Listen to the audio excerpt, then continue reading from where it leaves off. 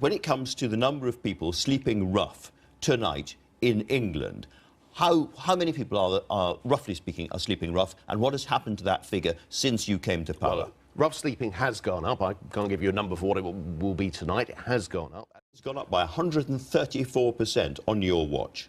And we do need to bring that down. Is that acceptable? Well, no, and that's why we need to bring it down. The last Labour government almost eliminated rough sleeping, and it's gone shooting up on your watch. 4,000 people tonight will be rough sleeping in this country. That is only part, of course, of the homelessness issue. Again, as compared with 2010, what about the number of children in temporary accommodation because their families are homeless? Well, yes, I accept that that also has gone up.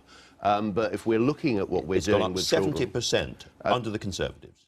Do you accept the Public Accounts Committee, a very senior committee of MPs, say that part of the reason for increasing homelessness, part of the reason for rough sleeping, is connected to the sanctions regime that you're in charge of as universal credit rolls out? No, well, I think you're bringing together a number of things there. If you don't have sanctions, essentially you don't have conditionality, and you don't change behaviour.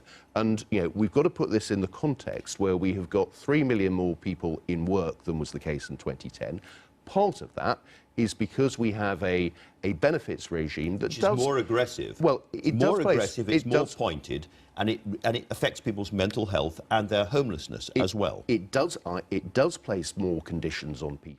Absolutely sure that you don't get up in the morning and think, how can I make people have mental breakdowns or become homeless and all the rest of it. But part of the problem, perhaps, is that your department doesn't really know very much about the effect of the sanctions that you're in charge of on actual people. Both the National Audit Office and the Public Accounts Committee have criticised your department for not knowing enough about the effect of sanctions in the real world, and your department has now accepted that.